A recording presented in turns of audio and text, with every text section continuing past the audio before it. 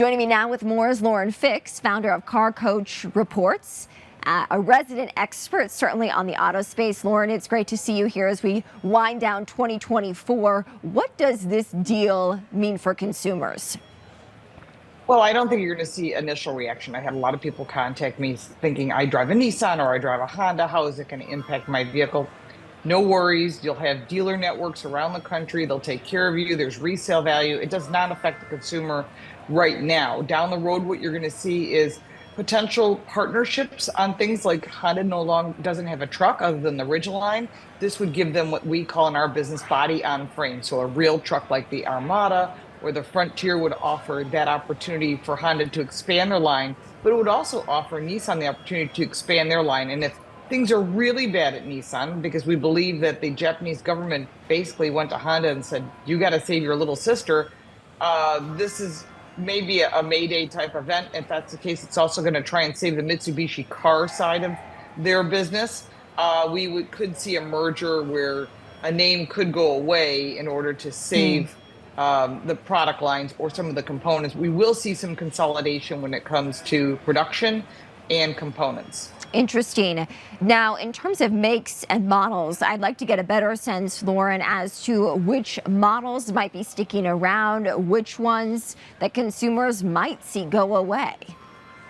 Well, I don't think Honda's going to lose many of their product lines. They've got phenomenal product. Obviously, the Civic is one of their #1 selling vehicles, so I don't think that'll change. They may pick up some technology, but not much from Nissan, maybe some sharing of platforms. But really, the technology in the Nissan product is a little bit dated in comparison. Their new Nissan Kicks, I think, will survive. It's actually a nice little compact crossover if you're looking for an SUV. Price seems to be about right. So I think you'll see an uptick in quality when it comes to Nissan. But on the Honda side, what they really need is a pickup truck. And all they've had is the Ridgeline, which is a great little truck, but it's essentially a Pilot with a pickup truck bed. So we need to expand those product lines for Honda and maybe shrink some of what you see at Nissan, things that aren't selling. I hope we don't lose the Nissan Z car, which is their sports car, but Honda really doesn't have much other than the Civic Type R, which is a really fun little car. Maybe there'll be some sort of partnership in creating a broader sports car for them as well. Lauren, between this deal and, of course, changes in the new year with the new administration set to take hold on January 20th, how are you seeing shoppers' habits change in terms of the timeline of their purchases? Oh, people are keeping their cars longer for sure. We saw on average previous to COVID, you'd keep your car 10 years max. That was sort of the average car on the road. Now we're looking at 15 years. You've got high interest rates. You've got people concerned about potentially losing their job, the cost of literally everything being more expensive as you report on every single day. And so it makes people think, maybe I'll just keep what I have.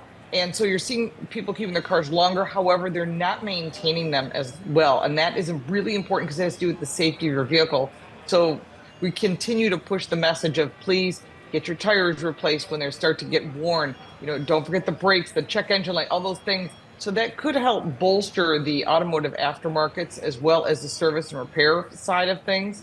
And we've seen that already if you look at some of the manufacturers that are out there. But as you look at the whole, I think you're going to see people keeping their cars longer.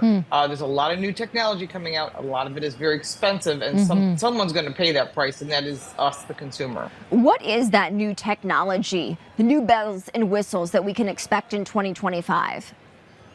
Well, you're going to start seeing 2026 models coming in. This is where we're going to see a lot of things coming in. It was from the infrastructure bill of 2021, very deep in section 24.220. If you wish to do some research, you'll find there's a kill switch bill. Manufacturers don't have this technology fully built in yet. What it's supposed to do is use your fingertip to start on the start stop button to tell whether you have alcohol in your system. If it does, then the vehicle won't start. They are expecting a very high failure rate, and that's going to make consumers extremely unhappy, and it's already causing a lot of anxiety of people saying, I'm going to buy 2025s. So that is a factor right there. You're also going to see speed limiters built into cars, so you can't go over the speed limit. Again, more frustration for consumers if you have to pass someone or avoid a situation. But what we're really seeing today, if you drive by your local lot, wherever you live in the country, you're going to see a lot of inventory. They caught up from the chip shortage. And what we're seeing is literally vehicles sitting there over a year on the lot. And that's costing dealers a lot of money. And that is a serious problem. Some brands have already transitioned, like I said, to putting more EVs on the market, and they're just not selling.